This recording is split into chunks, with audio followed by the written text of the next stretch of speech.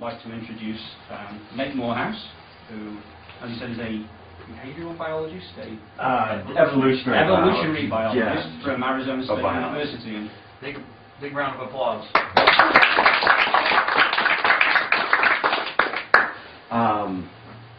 Yeah, I'm going to be really informal about this, and this may be new to a lot of you. Maybe it's not.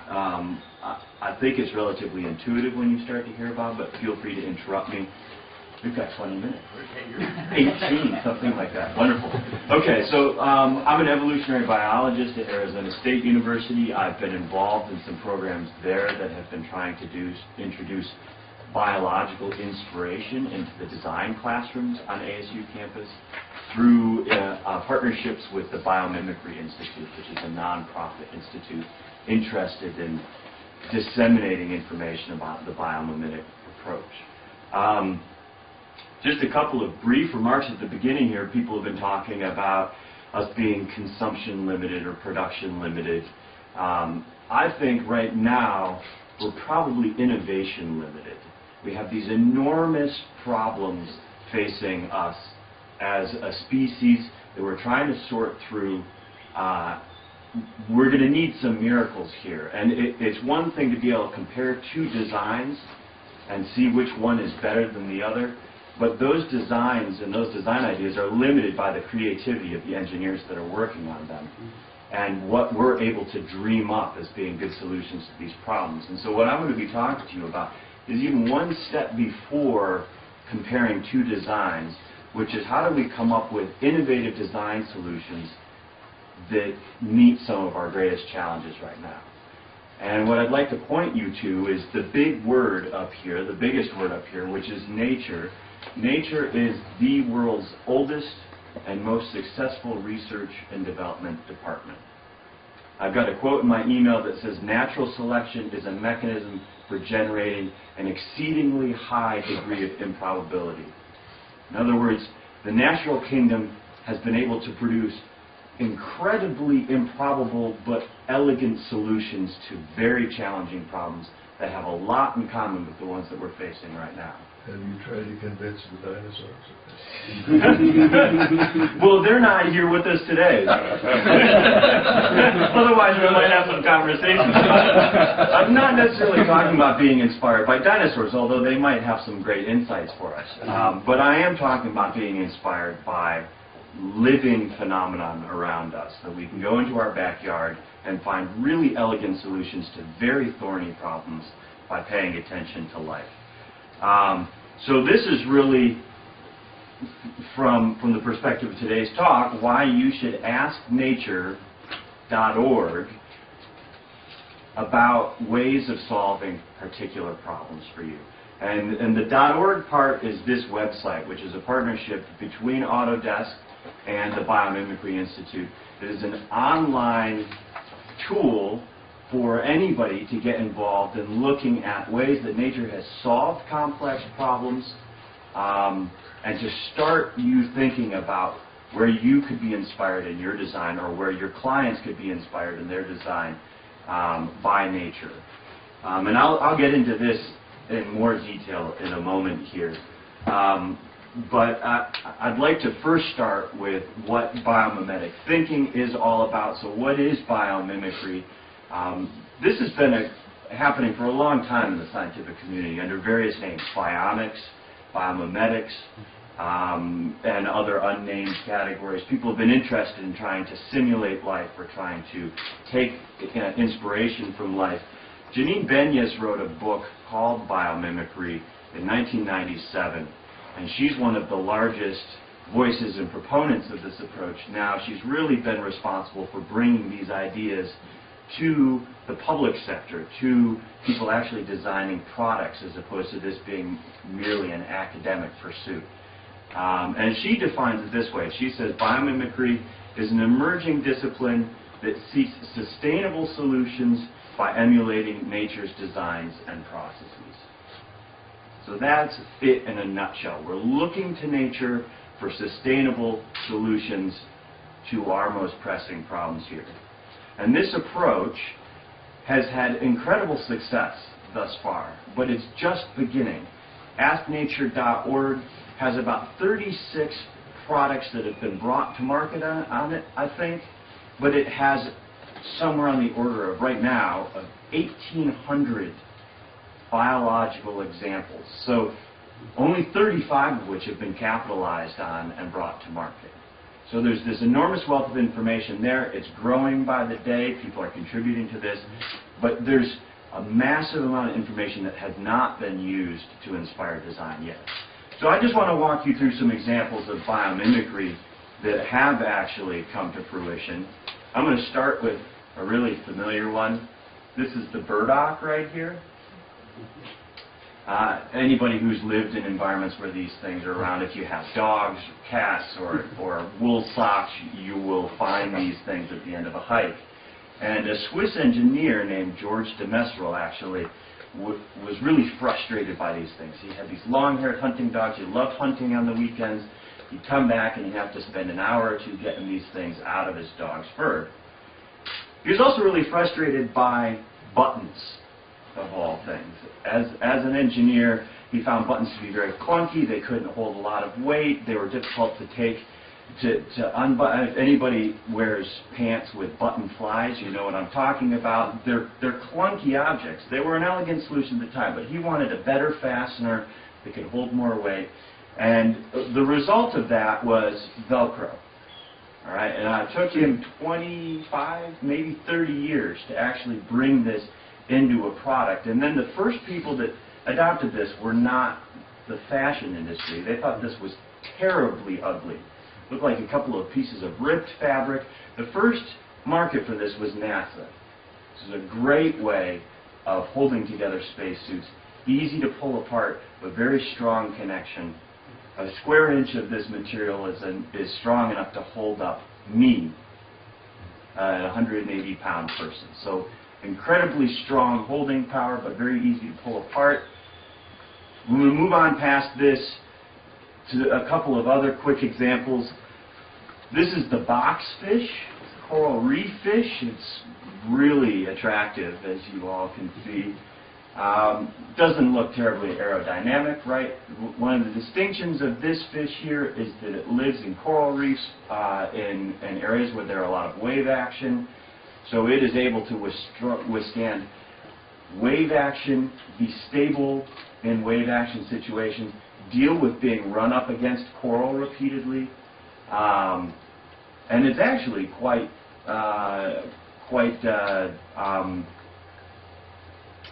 struggling for the word here. It's quite not aerodynamic, but fluid dynamic, water dynamic. So this is the organism that Mercedes went to when they decided that they wanted a car that was stable, that was aerodynamic, that had high visibility, and had lots of room on the inside. All right? So this is a concept car right here. I don't know when it's expected to go to market. This vehicle, without hybrid technology, gets 70 miles per gallon. They reduced the drag profile by 35%. They were able to, by looking at the boxfish and the way the boxfish's outer segments are placed to help it to deal with coral reef damage, they were able to reduce the weight of the framing of this car by 30% while giving it 40% stronger rigidity. So the inspiration from this ugly fish, coral reef fish, and you might think it's an ugly car too. It has all of these advantages. It has a better mile per gallon profile to it. It's got better rigidity. It's got better crash test ratings. It's got better visibility in the cab, as you can see in this middle picture here. Another example here, this is the Nautilus here. One thing that many of you might be familiar with is that the Nautilus Shell is an example of a Fibonacci sequence. This is a pattern that we see in nature all the time. This was the inspiration for building better impellers and propellers by a company here who has realized energy savings in their propeller designs of between 10 and 85%, depending on application, as well as a 75% reduction in noise. And if you consider that something on the order of 20% of our energy use goes into running propellers or impellers of some description, either in motors or in central air for buildings, and that a lot of our efforts go into controlling the noise that's associated with these things, these kinds of savings scale up enormously. Just by looking at patterns in nature here. I think I have one last one. This is a Morpho Butterfly here. We were talking earlier about how butterflies produce color. This blue here has no blue pigment in it. It does have melanin behind it, which is a black pigment. But the blue here is produced by nano-optics, by a series of thin films that selectively reflect only blue light. All right? And this system is being capitalized on by a company called Qualcomm. What they're doing is they're using a similar thin film process to what butterfly wings use to produce new cell phone displays that capitalize on ambient light to increase the contrast of cell phone displays. So, as many of you are aware, if you go outside in bright sunlight with your cell phone, it's hard to read, it's hard to respond to emails on your Crackberry. How are we currently dealing with this? We're increasing the brightness of our displays by increasing energy usage. All we're doing is pumping more photons through that display towards your eye. This system uses the ambient light in the surrounding area and capitalizes on that to increase contrast for better readability in both high and low light situations, inspired by butterfly wings. An odd twist in thinking about how to do these kinds of things, but this is a really new frontier in product design, and this may be something that you will find is of more utility, at least at first approximation, in your client base, but you may actually also find that in software programming, that in business models, these things have been scaled up to looking at ecosystem level processes. How do you increase efficiency at the level of a business? How do you increase efficiency in the way that you run your algorithms and how components of your software interact with each other? So this has great potential, I think, to provide you with an enormous pool of information full of great design solutions. So to get back to Asking Nature and AskingNature.org, this is a website that is a great first place to start for you and your clients in trying to think about how biomimicry might work for you. And I'm just going to use this screenshot to go through a couple of features of the site here. Actually, I think I got a zoomed in one here. So first off, the website AskNature.org, fairly easy to get to. All sorts of information about the project in the About section and some of the press. I'd like to highlight the fact that you can contribute yourself.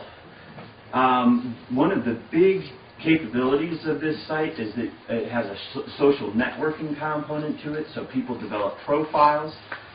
They're able to interact with communities of engineers, of designers, of academics. There's quite a few academics on the site right now. People that are associated with the Biomimicry Institute. I have my own profile up there. People are able to define their areas of expertise so that you can search for people based on expertise, and then you can connect. And the hope is that communities and conversations will arise from this beyond the content on the site that will generate new interactions between diverse partners that might be able to stimulate things. Above and beyond that human aspect, there's a number of ways to access what this is essentially is a database of natural solutions to relevant problems. So this site is organized by functionality or by solution, and you can browse through that with this browse function, which is to browse by functionality. That's actually the way that I would suggest you approach this first, is to go in, look at it's hierarchically structured so that you can actually look at a function, break that function down into something that might be relevant to your application, and then go in and look at specific instances in the natural world that map on to that product functionality and begin to think about how you might be inspired by these.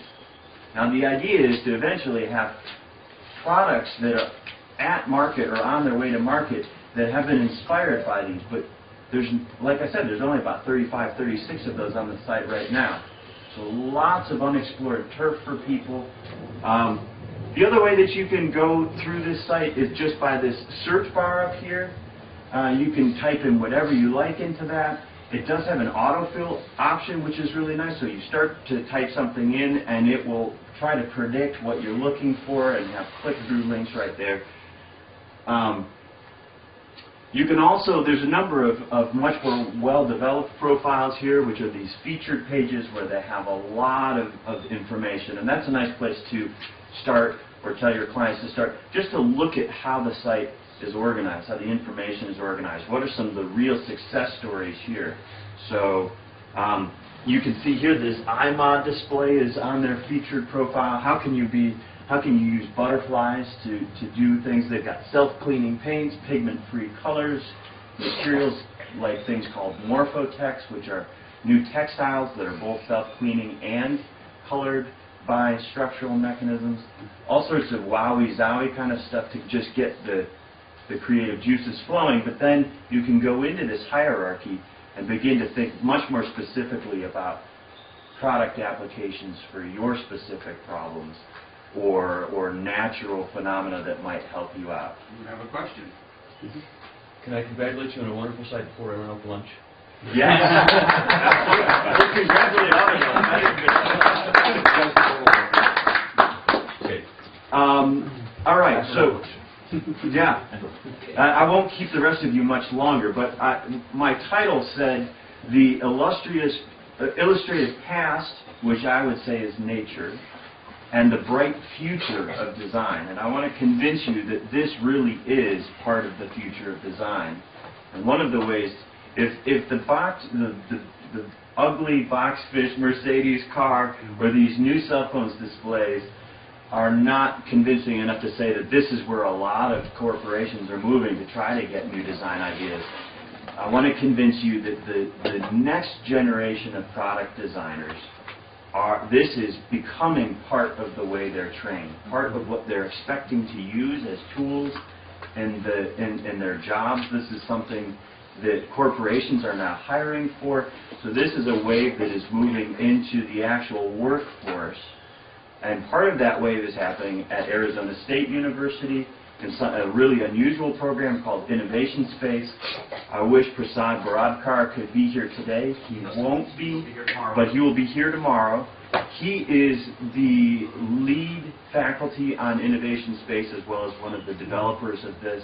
He's responsible for bringing biomimicry into this already incredible curriculum. You should grab him tomorrow. He'll be around. But I'll give you a brief overview of what Innovation Space is. This is as Prasad defines it, he says, the goal of our transdisciplinary education and research lab is to teach students how to develop products that create market value while serving real individual and societal needs and minimizing the impacts on the environment. And this has been their goal since day one. Biomimicry maps onto this very easily, and you'll see why in a minute. Transdisciplinary, this is 9 student teams, all seniors. They come from 4 different backgrounds. Each team has an industrial designer, a graphic designer, an engineer, and a business student, all seniors. And they work for a full year on tough, societally pressing needs that are defined to some extent by industry partners. So we do have industry partners in this. If this sounds really exciting to you, I'm going to shameless plug that we are always looking for more industry partners in this. And so if you want to get involved in this to get better acquainted with what biomimicry is and what the new wave of designers is likely to look like, talk to Prasad tomorrow or me afterwards. Market value is really important. Obviously that drives quite a bit of innovation, but we also need to consider societal needs and minimizing impact on the environment. And these can actually be not drags on market value, but they can be sources of inspiration as well and innovation. And this biomimetic approach offers a way of going about that not only should create market value by some of the efficiency metrics that I stated about some of those examples, but should also minimize impacts on the environment by reduced costs. So this biomimicry runs across the board here. I'm just going to run through how we go about doing this. Students do research at the very beginning with our user groups. They analyze that, then they ideate.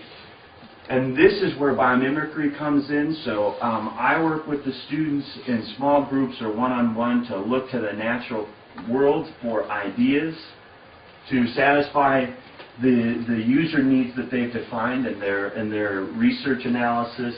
They present that at the end of the first semester. They come up with 3 product ideas to solve a specific need. And then they select one of those. They develop that all the way through to a pitch to get this to market. So they come up with a brand strategy. They come up with the product, how that will be fabricated, the whole product chain. They're looking at that in terms of impact. They're doing some of these life cycle analyses on that. In the midst of all of this, they're trying to use natural phenomena to inspire the best and most innovative solutions to the challenges that they run into. And at the end, they give a final exhibit to stakeholders, to our corporate partners, to the community to talk about these designs. So they do product design concepts, they do engineering development, they do brand strategy, and they do a business plan. And this is how each of those 4 disciplines interact with each other on this. And I'll just run through this stuff really quickly, but this is one example of something that comes out the other side of this process. This is pre-biomimicry. This is the first year we're engaging biomimetic thinking in this. So we don't have kind of a final suite. This is the SIO. This is a personal monitoring device that helps you to monitor your blood glucose levels. This is for patients that need this kind of monitoring but want to stay at home. And these are some, I'm just going to flip through this. These are some of the ideas. They're coming up with metrics here for how they're dealing with some of their needs. They come up with storylines for potential investors. They come up with pamphlets and materials here, websites, brochures, print advertisements. They come up with an implementation timeline for how they're going to actually go about bringing this product to market. I would imagine this is probably done in SolidWorks here. I'm not sure. That's not my end of things here, but they come up with the components. What is the life cycle of those components? Where are they going to be sourcing those materials from?